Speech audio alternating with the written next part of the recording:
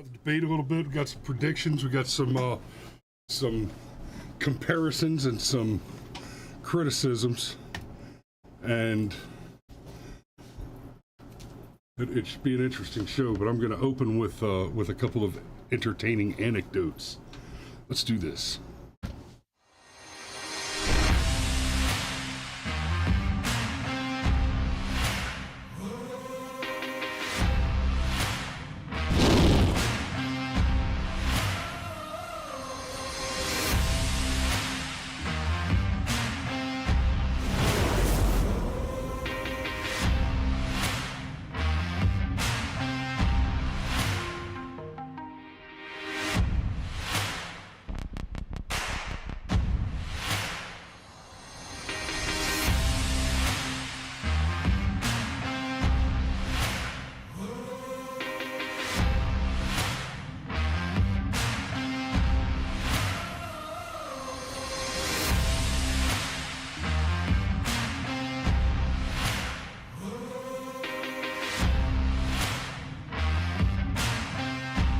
All right, and good morning. That was weird. It did a little hiccup thing there when it switched over. So anyway, good morning. Okay, so the Fox News debate is tonight. First GOP debate of the season. The season is heating up in earnest. We've been talking about the primaries already, and of course the conversation about the GOP primary started early this cycle because Donald Trump did a Donald Trump. He announced he officially announced his candidacy earlier than any other presidential candidate in history for this particular cycle, which I don't know what I really don't know what to think about that particular move, because there are some reasonable criticisms to be made about jumping the gun in the way that he did, but at the same time, nobody anywhere ever for a moment suspected that Donald Trump wasn't going to be running for president this time around. Right. Outside of being barred by law, by this ridiculous lawfare maneuver, there was never any doubt in anybody's mind that Donald Trump was going to run for president. Oh, yeah, absolutely. However, as we were discussing in our internal group chat, it's the syndrome villain problem. Yes. Syndrome is from The Incredibles, and Syndrome's plan was to sell superpowers on the open market, and which actually kind of made him the hero of that movie, but I digress. Syndrome said, when everybody is super, nobody is super. Well, we're already, I mean, for the past several election cycles, it's already been, this is the most important election of your life. And now they're getting longer and longer and longer. And if literally every single day you're focused on the most important election ever, and man, you know, it loses all meaning. Like, really, is it the most important election ever? Or are you guys just saying this because, you know, you have to top the last time, and you have to top the last time, and you have to top the last time. You're in this Fast and Furious, or whatever it is, Fast X, where now you have to like jump tanks over ramps in order to top what you did in the last movie. I mean presidential cycle, or any cycle. And the last cycle in particular, the midterms, were already, I mean, we had all the stuff with John Fetterman and all the stuff with Herschel and Raphael Warnock, and like, really. Yeah, and don't ever let one of these Democrats make you feel bad about voting for Trump. They have all these terrible insults that they'll sling at you. Just remember that that's coming from people who vote for retards and dead people. So anyhow, just the point being, I don't want to pull us too far off, and because I actually want to talk about this, but if you have fatigue from the political process, you are not alone. And we're just getting started. But there's going to be both a debate and Donald Trump and Tucker Carlson are airing an interview tonight concurrently with the debate. And as I understand it, the interview's already been taped. This is not going to be a live interview. Yeah, they can air it whenever the hell they wanted. So they're gonna air it at the same time that the debate's going on. Elon's lawyers have already gone through the footage and been like, okay, we're just not going to let Donald Trump incriminate himself too much. Damn it, Tucker. Damn it, Tucker. Damn it, Tucker. Why do you have to be a good reporter? And here's one of the things I'm really looking forward to. Here's my first prediction. Tomorrow morning, we're going to see articles about the abysmal ratings. People just not tuning in to watch the debate. There are several reasons for this. Apart from DeSantis, who is just completely floundering in the polls, DeSantis has basically burned his whole campaign down to the ground. It's kind of embarrassing. It really is. I had a lot of hope for DeSantis. I like the guy. I was on board for DeSantis 2028. But maybe not anymore. Maybe not anymore. And honestly, for me, a lot of the math just has not changed on DeSantis, except that now we know that he's probably just not presidential candidate material. He may be a great president material, but winning the presidency has to happen first. And if he can't do it, then he can't do it. That's just part of that math. And then the other name that's worth knowing is Vivek Ramaswamy, who I like. I really do like Ramaswamy. He's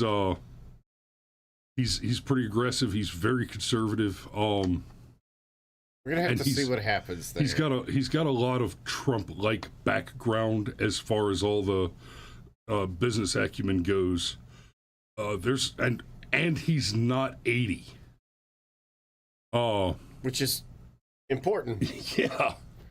So there's a lot to like about Ramaswamy, and I think Ramaswamy, outside of Trump himself, who's the obvious winner, Ramaswamy's the closest thing that we have to a front runner in the Republican primary at present. And if the polls aren't enough to convince you of that, the fact that major news outlets are now running these bizarre hit pieces, like they just did one where they took him talking about January 6th and saying something about there being federal agents, and then something about him asking questions about the 9/11 report, and then the newspaper reported Ramaswamy suggests that federal agents were on the airplanes that crashed and caused the attacks on the trade towers. Like, what? There are what? Oh. Yeah. Let me clue you into something real quick. The 9/11 truthers who believe that the whole 9/11 thing was a total inside job, their argument is that there were never any planes, basically. Their argument is that the buildings were bombed from the inside, essentially by George W. Bush. And the CIA and everything else, yeah. But I've never heard even the craziest tinfoil hat nut jobs suggest, as the newspapers are suggesting, that Vivek said that basically air marshals hijacked the planes for the president. But that's what they're trying to spin him on. Well, that speaks to something about Vivek. Because one thing I have begun to judge people on is based on how much the media hates them and how much they have to distort them. This was basically the point I was getting to. Yeah. So that's one reason why I haven't personally counted out Ron DeSantis, because the media still hates him a lot. But I cannot ignore the fact that he's basically been a cringe lord all summer long. Right. Like, it's so you talked about, I don't think okay, I can put my thoughts together. I don't think the Fox News debate would have had that high of a viewership anyway. Correct. Because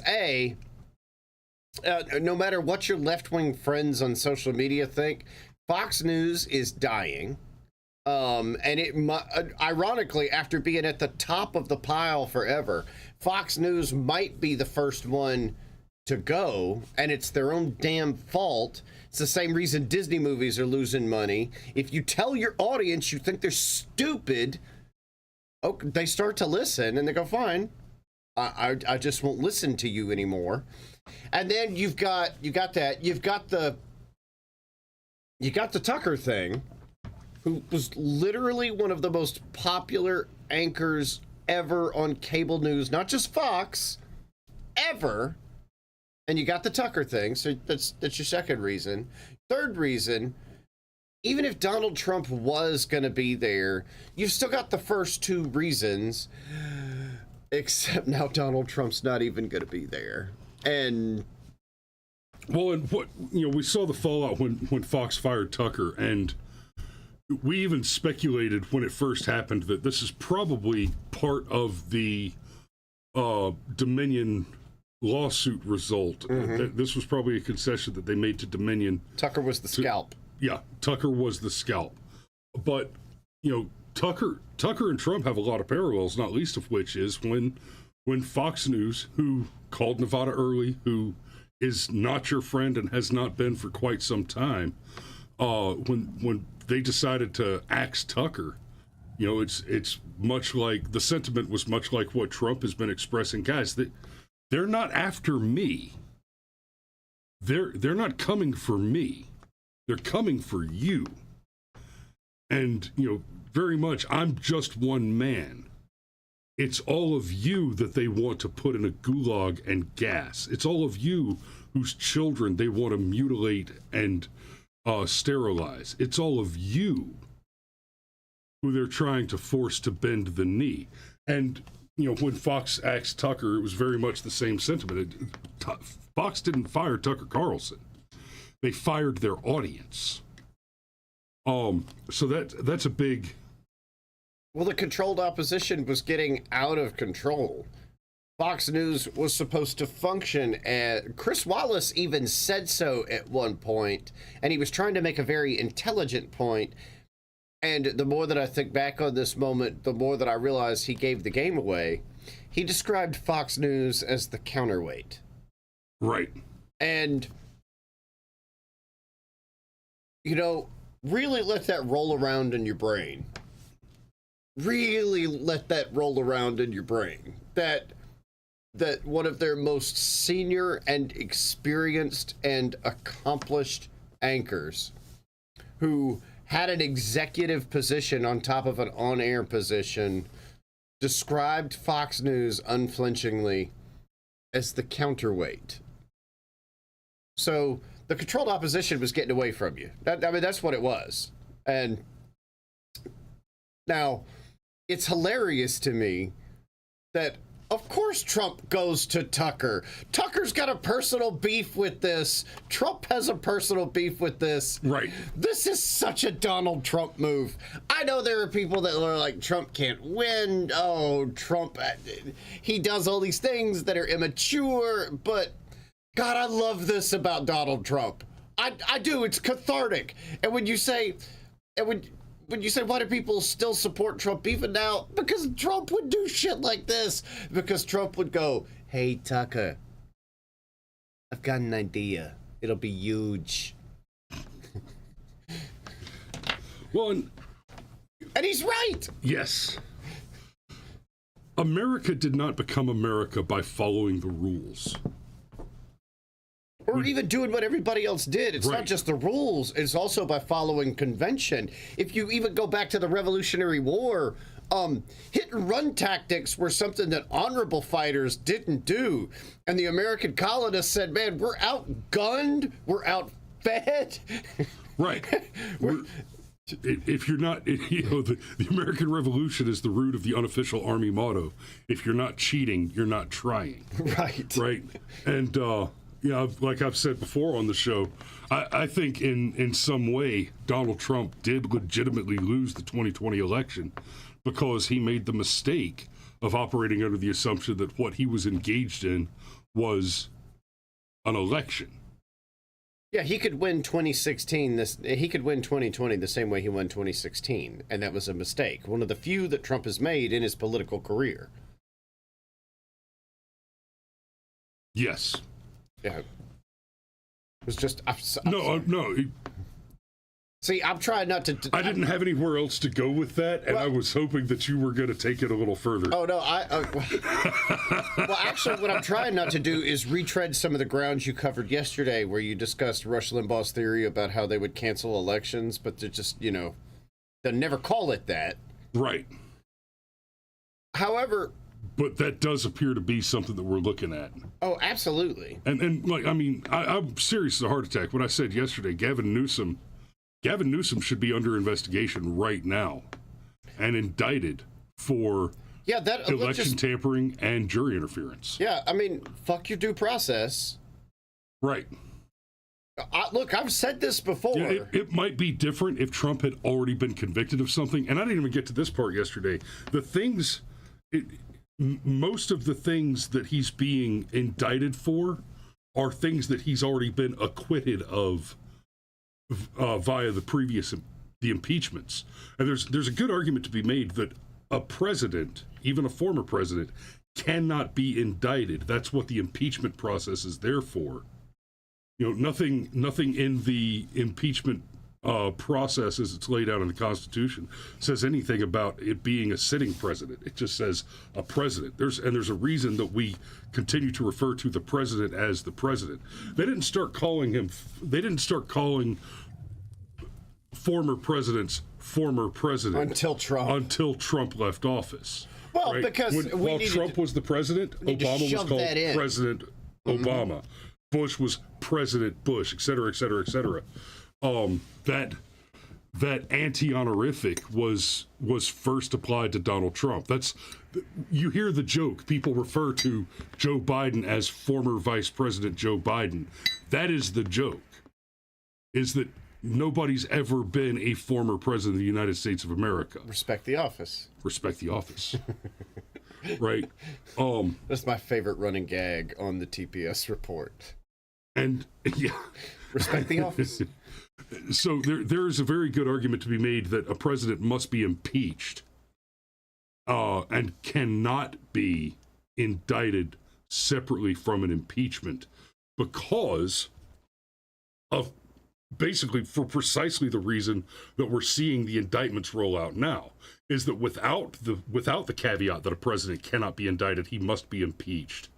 Then as soon as he's out of office, any shithead DA with a chip on his shoulder can go and... Did you just assume gender? Yes.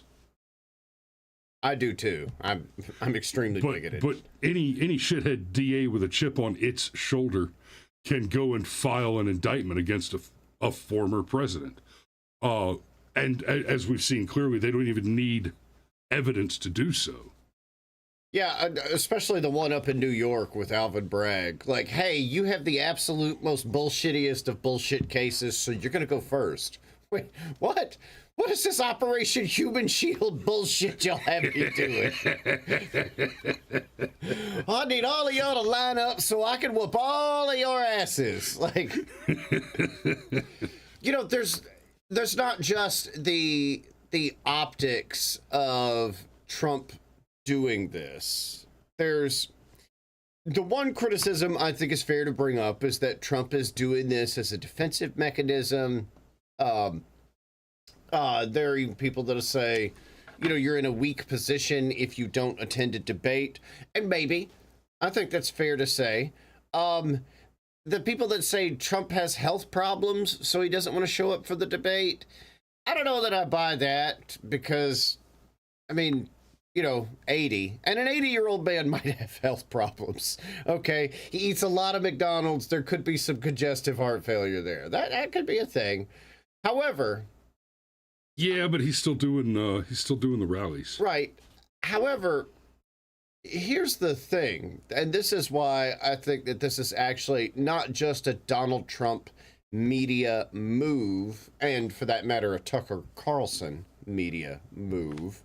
Because this is something that Trump has done before. Remember in one of the previous debates, he said, to hell with you, your questions are bullshit. I'm going to go do a rally for veterans, and I'm going to dare the news media to not cover my rally for veterans. However, in this case in particular, and Chris and I were discussing this in show prep, if it were me and I were one of the other candidates and I could get Trump to that initial debate, buddy, I know exactly where I would needle him. Yeah. He's already, and what I mean is, God knows how many times he's already incriminated himself by being Donald Trump and running his mouth. And you're going to put me on stage with him and give me an opportunity to address him directly in a contest I want to win, in a contest where even Mitt Romney says, well, politics is a mental blood sport. Yeah, I'm going to ask him the questions his lawyers don't want him to answer. Exactly. And then when he wisely refuses to answer, I'm going to call him a bitch in front of everybody. Yes. And I mean, strategically, any GOP candidate would be a fool to skip that. Xander Max says the common wisdom is if you're that far ahead, you would be foolish to debate this early. So just for damn, I forget now which poll it was, but there were several consolidated polls released yesterday, and Trump is leading by 60%. Basically, so what that means is if you got Trump and everybody else, and all but one of them dropped out, and then the unlikely event were to occur where that one remainer, let's call it Ramaswamy, was able to consolidate all of the non-trope GOP votes for the primary, Trump still beats him. That's what the polls say right now. Like a 2-to-1 margin. Right. Yeah. He's untouchable. He's not quite that far ahead in Iowa. And then Xander Max says, I think stealing ratings away is a good idea. Now, I'll give a little credit to Ben Shapiro. Makes the argument that Trump, by not going to this debate, when it comes to the general next year, Joe Biden is not going to debate Trump. And that's a given. Joe Biden cannot afford to appear on a stage with Donald Trump. Well, because Trump's going to say, look at 4 years of him, look at 4 years of me. Well, not just that, but look at the cuts from the previous set of debates. Trump and Biden were on the debate stage, and many of the statements where Biden said, I don't know anything about Hunter's business dealings, I never took any money from China, et cetera, et cetera, et cetera. Biden got up there and lied and lied and lied about all the money that he's taken from foreign interests, especially China, on the debate stage. And when he finds him, if he were to find himself on the debate stage with Donald Trump next year, Trump gets to say, hey, remember last time we were here and you said X, Y, and Z? Bitch, we have receipts. You stood here and lied. Yeah, what is it? It's the butt plug of consequences. Yeah, which is strangely pineapple shaped. So, Biden was never going to show up on the debate stage to debate Trump anyway. Now, Shapiro argues that it's at least in some way a bad idea for Trump to skip this debate because next year when Biden refuses to get on the debate stage and we all criticize him for that refusal, then they, his people get to point at this incident and say, yeah, well, Trump refused to debate. And of course, the correct rebuttal is, well, yeah, because there was everything to lose and nothing to gain there. Biden's refusing to debate because, in fairness, there's everything to lose and nothing to gain. But it's a very different situation. Donald Trump is winning right now. Biden is trying to avoid getting caught for all his lies. Chat, you keep talking about the COVID stuff. We'll get there. We'll get there. That's probably tomorrow's show, okay? Just appreciate it, though. But we're tracking, okay? Alex Jones might be right again. There's another reason for this. When people flip on Trump, they tend to flip hard. And there's a certain amount of credibility to and I'm not saying that it's authentic credibility, but I am saying in a very general sense, Chris and I have known each other for coming up on 30 years. If I were to one day pop up on here and say, Chris is a monster and he's all these terrible things, it might not necessarily be true, but it'd be something that most of you would at least consider. It'd be like, Jesus, what happened where Cameron, a guy that knows Chris for so well, for so long. Thank you, sir. Not a monster, at least in this instance. Arr. Yeah, but you'd wonder, but an ogre. But you'd wonder, what happened? What do I know that the rest of you don't? How much authority do I have to make that kind of a judgment? So to go to that debate, his vice president is there who doesn't belong on that fucking stage. No. Mike Pence can't win Indiana, much less any of the other 49 states. Right. Okay? And Nikki Haley is going to be on that stage. Nikki Haley's not going to win a damn thing. If anybody's going to win anything, it's going to be DeSantis or Ramaswamy. And way back up in the thread, somebody pointed out that Larry Elder has been barred from participating in this debate, even though he qualified. And Larry Elder is a far more popular conservative personality than frankly, Nikki Haley and frankly, Mike Pence.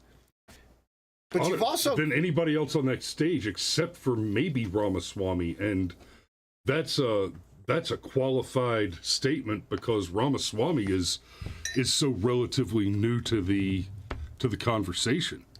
But you've not only got that, but you've also got Fox News itself. So Trump's not afraid to go into the lion's den. He did that town hall with CNN a few months ago. And he was brutal. It was excellent. Yeah, spends an hour like mentally assaulting that woman for the entire thing, and then gets to the end and smiles and shakes her hand and tells her good job. Like, golly. Like, can we scroll back up and the picture there. Can you flip it back over? Yeah. All right, so Donald Trump is not just debating Chris Christie and Mike Pence and Nikki Haley. I'll be honest with you. I don't even know who the hell this Burgum guy is. That's the next thing that I was going to say. I was going to come back to that. He's also debating Fox News itself. And if you throw Donald Trump in with this many people, like, bless Tim Scott, okay? Really, bless him. He ain't ready for it. He ain't ready for it. All right. And then Chris Christie, I mean, come on, unless it's a pie eating contest, like, it's not going to happen. But he's also going to be debating Fox News itself. So everything about this is set up to fail for Trump because he's got the Fox News that'll be hostile toward him. That used to be his friend that has flipped on him. We talked about this in our show prep, that Fox News itself, that one or more of the moderators might encourage Trump to further incriminate himself. Right. Also, just real quick, who the fuck is Burgum? And you can't have Larry Elder? Right.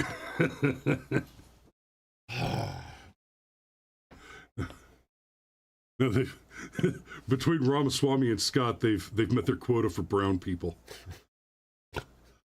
They just can't fit another one on the stage. Well, Haley's apparently a partially brown person. She's somewhat POC. Sure. Her parents were Indian, apparently. My wife's an Indian.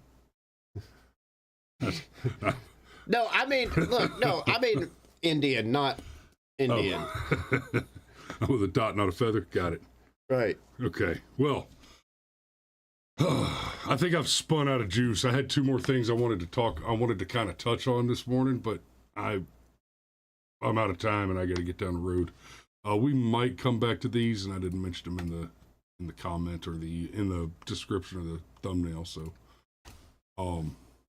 might get back to those later.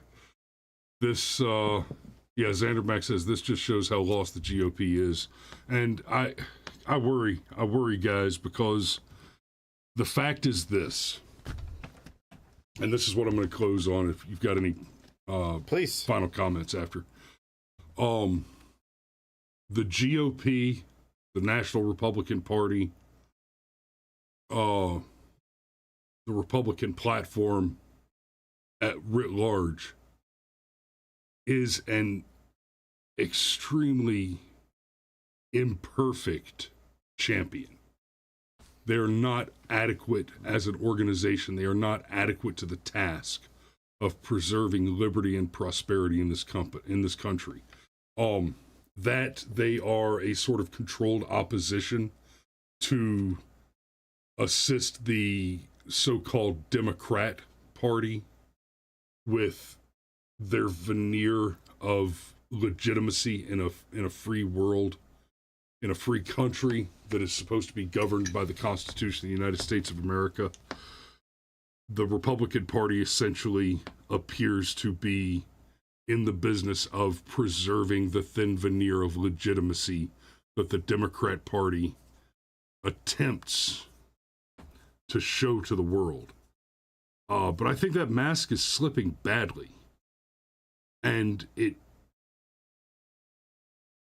I don't know if the Republican Party as a party, because of the support it gets as an opposition party from the Democrats, is actually vulnerable to legitimate inside changes. I don't know if it's possible for actual outsiders like Donald Trump to get into the party any more, in any significantly meaningful way.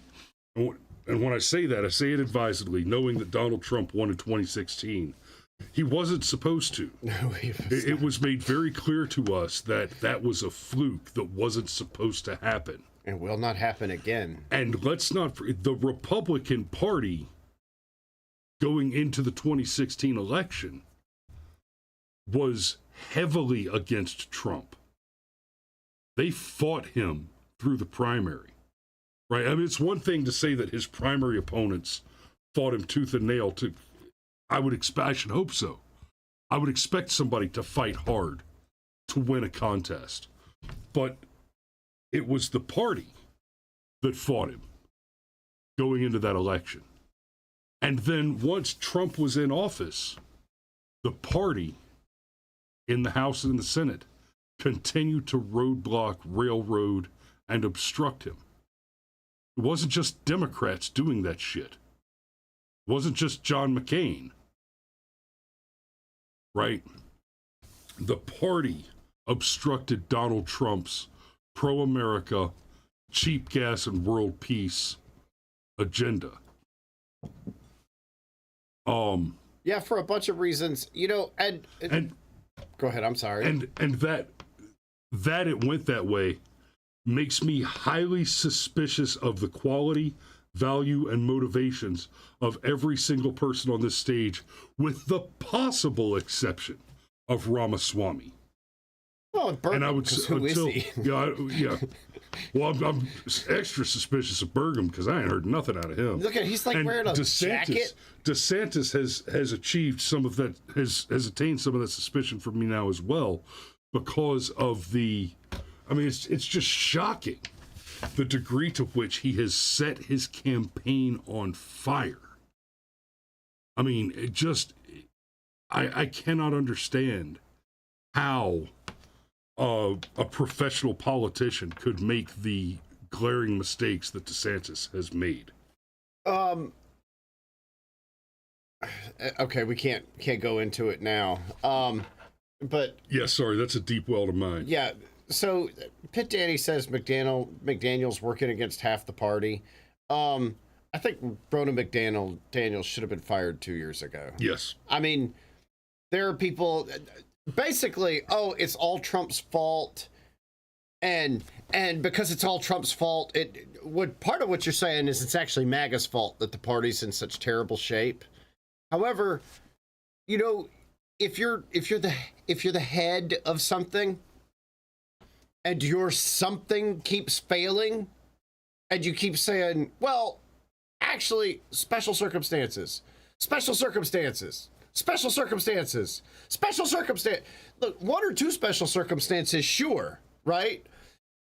If you got an employee that has more than one flat tire a fucking week on the way to work, they don't actually have a flat tire. They're just late. And don't give me this, well, Ronna McDaniel has to wear this Donald Trump-sized anchor around her neck into every election. Bullshit. So, you want to question the quality of the GOP candidates? Well, why is Ronna McDaniel even still the chairperson? Because they want her to be. Yeah. And so, and I'll finish with this. For the next year and a half, as we're approaching the election, I want you guys to repeat after me. Make this your mantra. Make this your mantra. Repeat after me. Ready? World peace and cheap gas. World peace and cheap gas. That's it. World peace and cheap gas. That's it. World peace and cheap gas. Give me world peace and cheap gas. That's it. Oh, shit. I blew the bit.